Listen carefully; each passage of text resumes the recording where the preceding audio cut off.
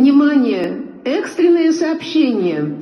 Уважаемые сотрудники школы, педагоги и сильное землетрясение. Всем сотрудникам и учащимся школы необходимо одежду. Соблюдайте спокойствие и порядок.